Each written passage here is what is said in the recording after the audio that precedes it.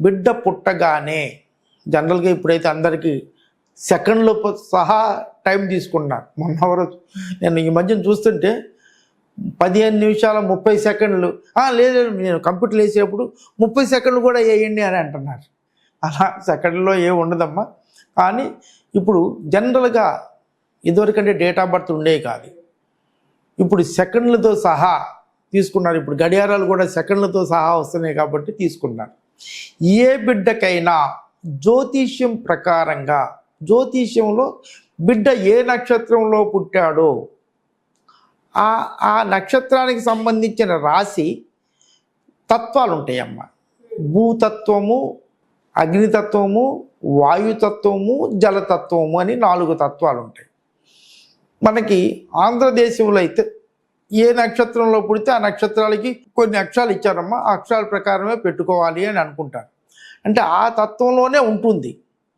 నేను పూర్వకాలంలో పేర్లు ఎలా పెట్టారు రీసెర్చ్ చేశాను. నా దగ్గర పాతకాలంలో గ్రంథాలు అంటే 1900లో ప్రింట్ అయిన బుక్స్ కూడా కొన్ని ఉన్నాయమ్మా, నేను సంపాదించాను. బికాజ్ నా సర్కిల్ ఉండటం వల్ల కొన్ని లైబ్రరీలో సంపాదించగలిగాను. అలా మనకి ఏ తత్వం, సపోజ్ జలతత్వంలో పుట్టారనుకోండి, జలానికి భూమి ఉంటే అది డెవలప్ అవుతుంది. భూమికి జలం కావాలి, అప్పుడు డెవలప్ అవుతుంది. అగ్నికి వాయువు, వాయువుకి అగ్ని, అగ్నికి వాయువు, భూమికి జలం, జలంకి భూమి. ఈ జలతత్వంలో పుట్టిన బిడ్డకి భూతత్వంలో పేర్లు పెడితే, అలాగే అగ్నితత్వంలో ఉన్న వాళ్ళకి వాయుతత్వంలో పేర్లు పెడితే చాలా బాగా పైకి వస్తున్నారు.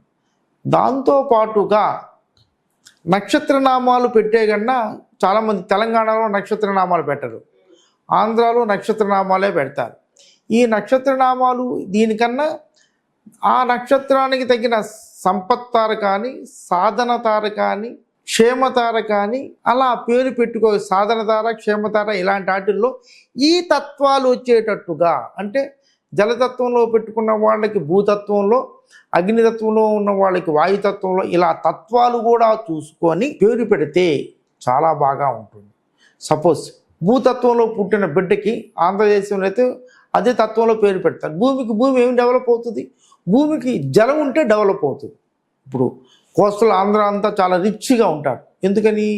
వాళ్ళకి ల్యాండ్ ప్లస్ వాటరు ఉంది. ప్రపంచంలోని దేశాలన్నింటిలోనూ రాజధానులన్నీ నదీ ప్రాంతం, నది ఒడ్డున ఉంటాయి. అందువల్ల ఆ రాజధాని బాగా డెవలప్ అవుతుంది. భూమికి జలము, అగ్నికి వాయువు, ఇలా పేర్లు పెట్టగలిగితే, తత్వాలకి అనుగుణంగా కనుక పేరు పెట్టుకోగలిగితే చాలా బాగా ఉంటుంది.